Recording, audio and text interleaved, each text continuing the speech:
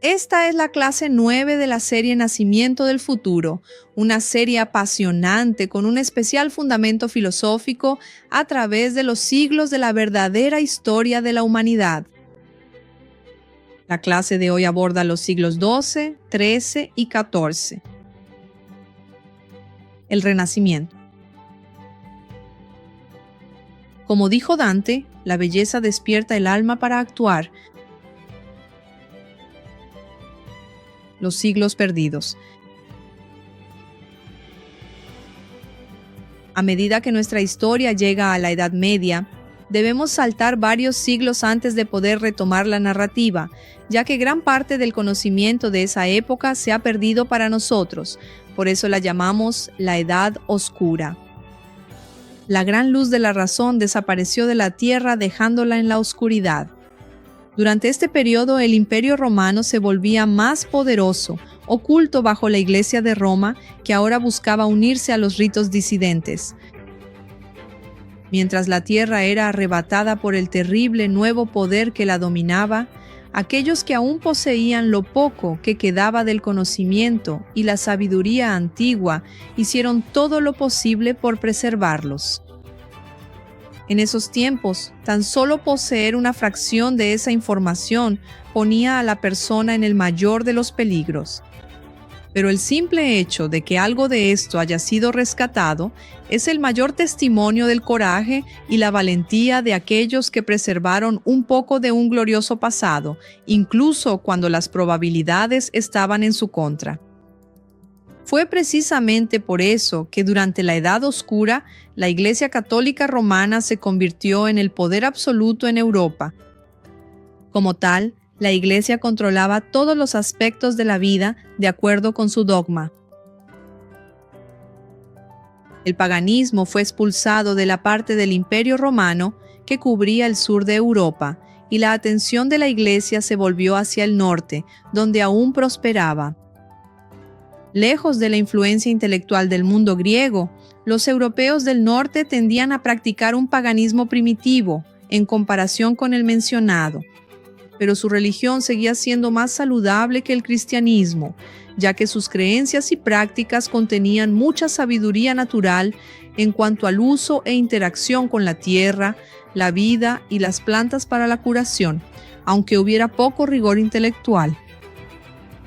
A medida que la Iglesia avanzaba hacia el norte, los pueblos celtas y nórdicos fueron empujados aún más hacia el norte y el oeste.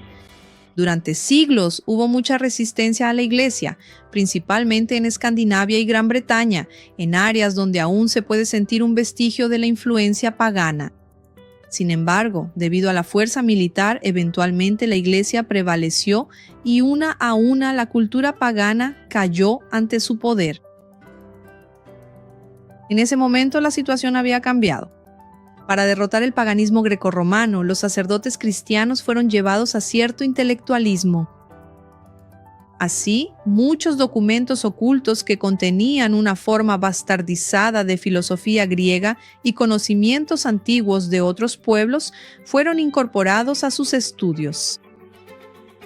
En la Edad Oscura, cualquier tipo de filosofía o intelectualismo fue arrebatado a la gente común y controlado enteramente por la Iglesia, principalmente en la forma del monaquismo.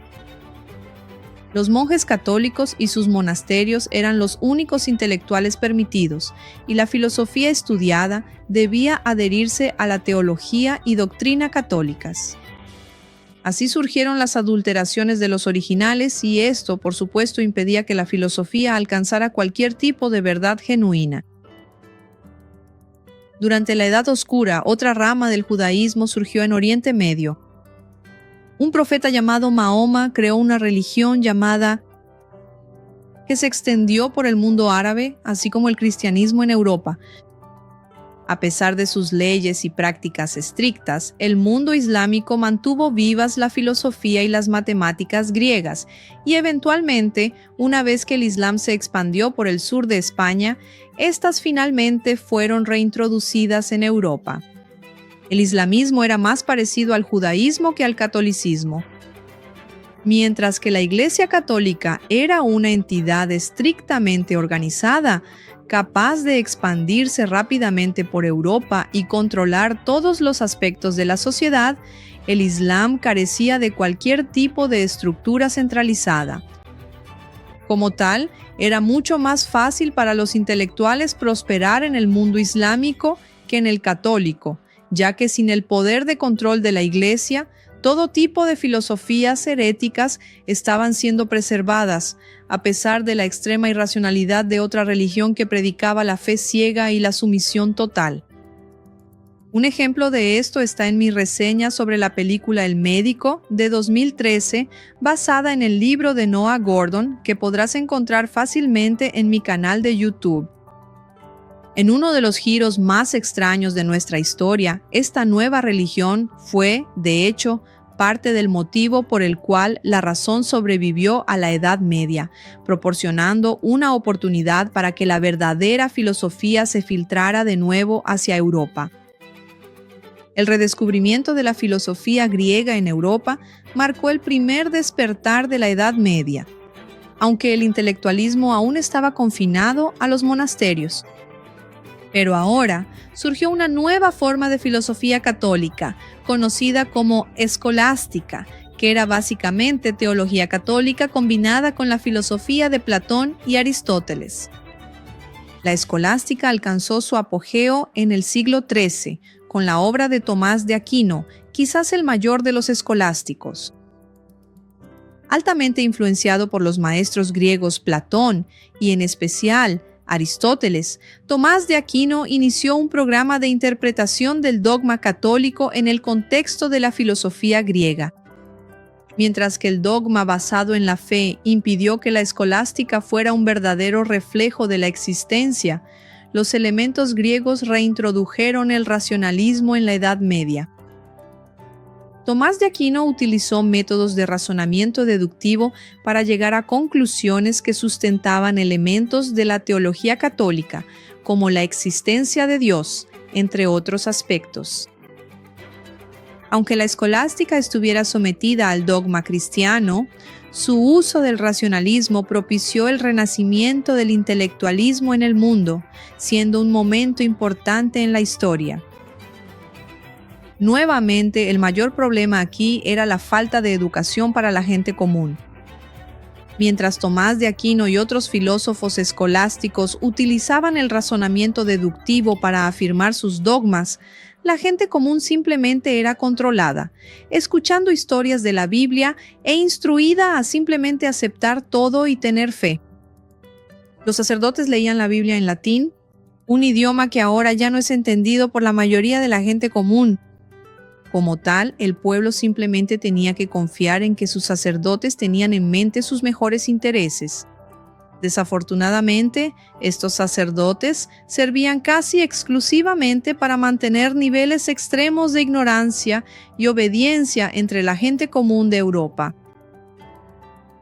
Sin embargo, en los monasterios, el racionalismo tuvo una especie de extraño resurgimiento. Partiendo de las premisas correctas, el proceso de razonamiento puramente deductivo solo puede llegar a la verdad. Esto ya era conocido por los filósofos griegos. Sin embargo, los escolásticos estaban utilizando el proceso de razonamiento deductivo, pero partían de premisas basadas en las afirmaciones descabelladas hechas en la Biblia. La razón estaba siendo utilizada, pero estaba siendo distorsionada para apoyar posiciones completamente irracionales. Aún así, la escolástica es una parte importante de nuestra historia. De una forma u otra, la razón encontraría su camino de regreso. Los cátaros. Parece casi una coincidencia que el apogeo de la escolástica y la reintroducción de la filosofía griega en Europa hayan coincidido con el resurgimiento del pensamiento gnóstico en el mundo. El gnosticismo fue declarado herético por la Iglesia primitiva y como tal fue perseguido.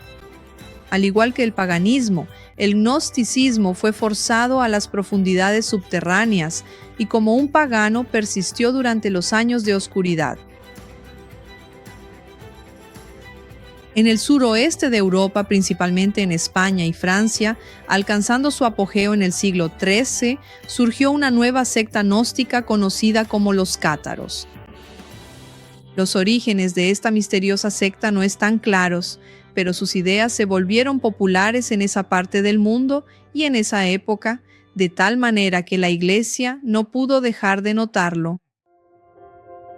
Aunque al principio parecía estar de acuerdo con el cristianismo, el catarismo pronto reveló una naturaleza herética desde el punto de vista de la Iglesia, en la medida en que ellos, al igual que los antiguos gnósticos, consideraban al Dios del Antiguo Testamento, el creador del universo físico, como el gran mal del universo.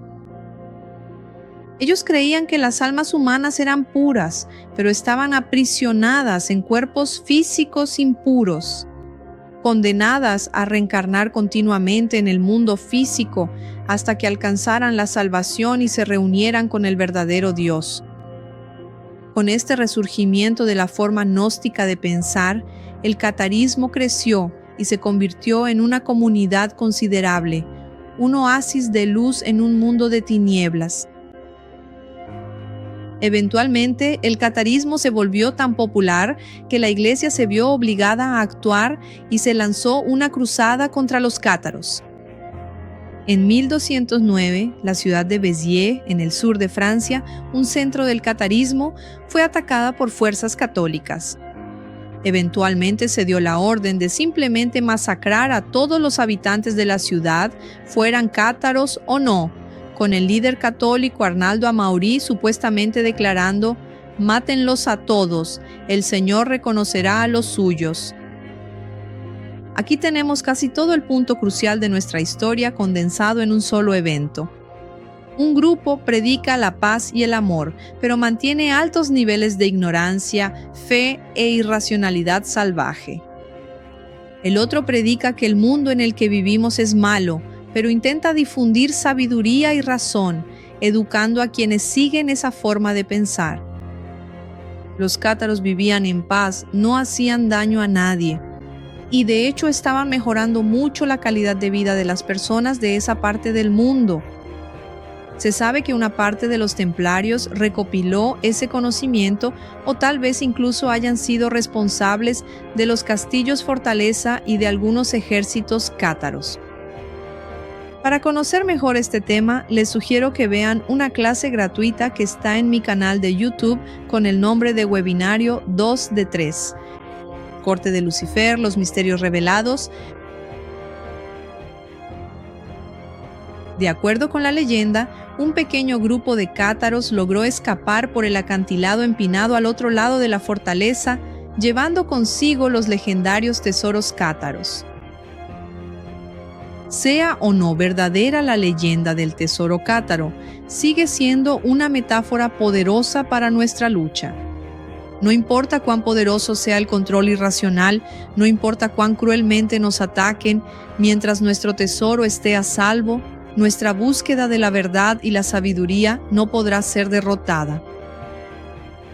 Los cátaros desaparecieron, pero su forma de pensar no. Se encendió una llama y el fuego pronto se extendió. La herejía contra la Iglesia se había desatado y la gran guerra estaba lista para comenzar de nuevo.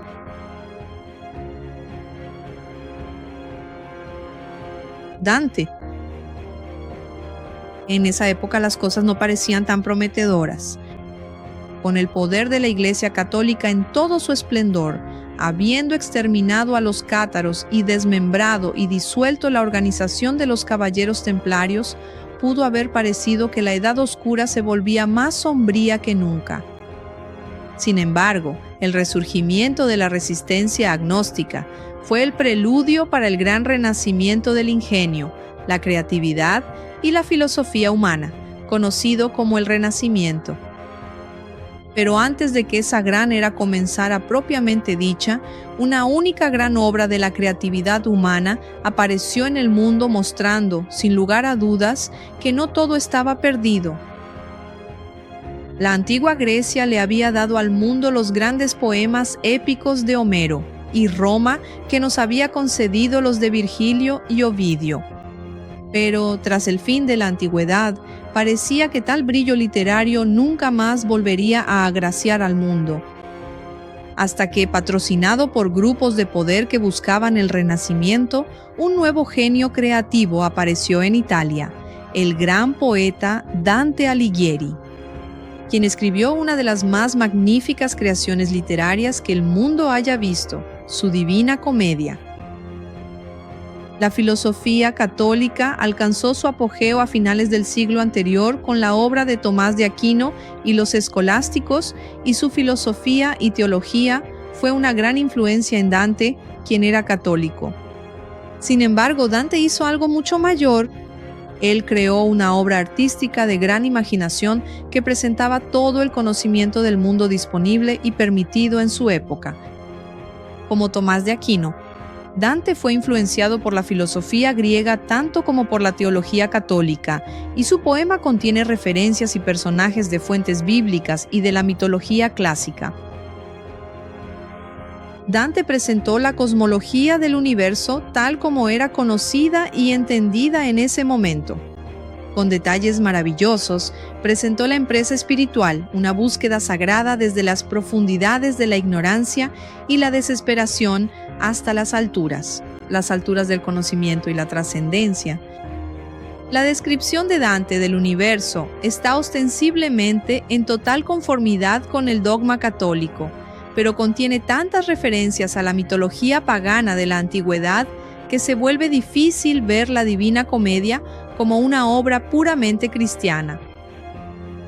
Dante parece estar en la frontera entre el cristianismo y el paganismo clásico, entre la sumisión del catolicismo y el anhelo herético por el conocimiento del gnosticismo. La comedia es también una unión perfecta de mito y logos, pues presenta la cosmología y la filosofía de la época, contadas a través de una poesía rica en simbolismo y belleza. La estética presenta patrones dionisíacos y apolíneos. Nunca un artista presentó de forma tan maravillosa todo el conocimiento de su tiempo en una sola obra de majestuosa creatividad. Gracias. Todo el conocimiento de su tiempo en una sola obra de majestuosa creatividad. Dante describe la visión cosmológica del universo tal como se conocía en su época. Él comienza su viaje sumergiéndose profundamente en la tierra, bajo la cual se encuentra el propio infierno. Desciende cada vez más abajo a través de los círculos del infierno hasta llegar al propio Satanás, en el pozo más profundo en el centro del mundo. A continuación, Dante llega al monte Purgatorio, que se eleva desde el infierno, pero en el hemisferio sur de la tierra. En la cima de esa montaña se encuentra el Jardín del Edén, y después de eso, Dante comienza su viaje hacia arriba, a través de las esferas de cristal de los cielos, acercándose cada vez más a lo divino, hasta llegar a la cima, el nivel más alto conocido como Empirio, donde se sumerge en la visión beatífica, la unión con el propio divino. Dante viajó por toda la gama de posibilidades disponibles en nuestro mundo, desde el abismo más oscuro del infierno hasta las mayores alturas del paraíso. El poema está dividido en 3 secciones principales: infierno, purgatorio y paraíso. Cada uno de estos 3 reinos está dividido en 9 círculos, con un nivel final en cada uno, sumando un total de 10. Estos niveles finales son, en primer lugar, el reino de Satanás en el infierno, en segundo lugar, el Edén en la cima del purgatorio, y finalmente el Empirio, el nivel más alto del paraíso. Esta estructura casi matemática se refleja aún más en la estructura del poema, ya que cada una de las 3 secciones está dividida en 33 cantos. Con la primera sección, el infierno también tiene un canto introductorio, elevando el total. El poema es, por lo tanto, una obra maestra de forma y contenido, perfectamente equilibrada con precisión matemática. Aunque ostensiblemente es una obra cristiana, la Divina Comedia puede, sin embargo, interpretarse de una manera gnóstica, lo cual es muy relevante para nuestra historia y nuestro sistema. Él comienza su viaje en el infierno, lo cual es significativo a continuación. Parece rechazar la idea cristiana convencional de que un alma es enviada al cielo o al infierno después de la muerte, dependiendo de su comportamiento mientras está en la tierra. En cambio, Dante percibe que solo se puede alcanzar lo divino atravesando primero el infierno y el purgatorio. Y esto está completamente de acuerdo con la idea gnóstica de que el infierno es donde estamos ahora, en esta tierra física, y que solo luchando por salir de este reino podemos escapar de él y alcanzar el cielo. El genio de Dante fue contar una historia que no era herética en absoluto. Por lo tanto, no perturbó a la iglesia y al contrario, ésta la abrazó con entusiasmo. Sin embargo, para aquellos que tienen ojos para ver, la historia de Dante ofrece un relato poético de la cosmovisión gnóstica, una herejía secreta escondida a plena vista.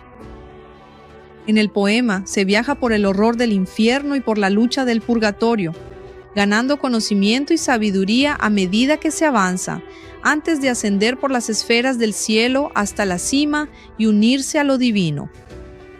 Para cualquier gnóstico, Dante no está describiendo simplemente cómo entrar en contacto con el Dios cristiano, sino que en realidad describe el proceso de convertirse en un Dios.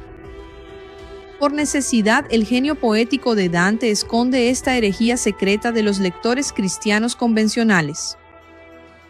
El poema de Dante, notable por haber sido escrito en la lengua vernácula de Dante, el italiano, en lugar del latín convencional que era la lengua literaria de la época, representa de cierta manera a un individuo logrando trascender la naturaleza represiva de la dogmática Iglesia Católica, llevando el conocimiento de forma accesible a la gente común. Aunque Dante no contradice la teología católica, aún así logra crear una descripción de la realidad más completa que cualquier cosa intentada por otra fuente oficial, ya sea el trabajo de filósofos católicos como Aquino o incluso la propia Biblia.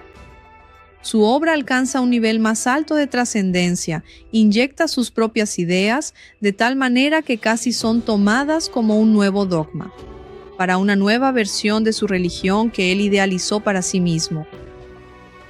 Al crear una obra que presenta un relato maravilloso y completo de la realidad, embellecido por el más alto nivel de calidad literaria, Dante sacó la religión de la iglesia opresora y la devolvió al individuo.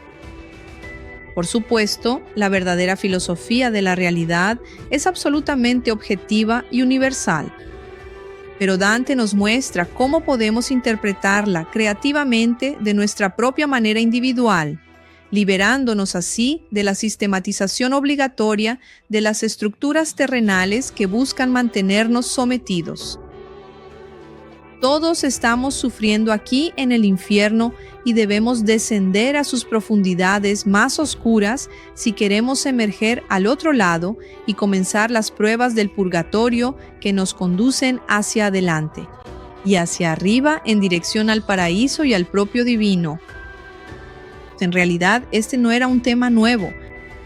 Este tema ya se representaba desde la antigua Sumeria con la leyenda de Inanna y Dumuzid, también conocido más adelante como Tamuz, cuyos elementos fueron utilizados en la historia de Jesús.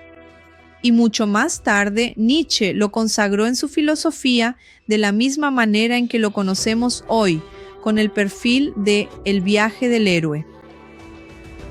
El poema termina con los versos: pero ahora mi voluntad y mi deseo, como ruedas girando con movimiento uniforme, giraban con el amor que mueve el sol y todas las demás estrellas.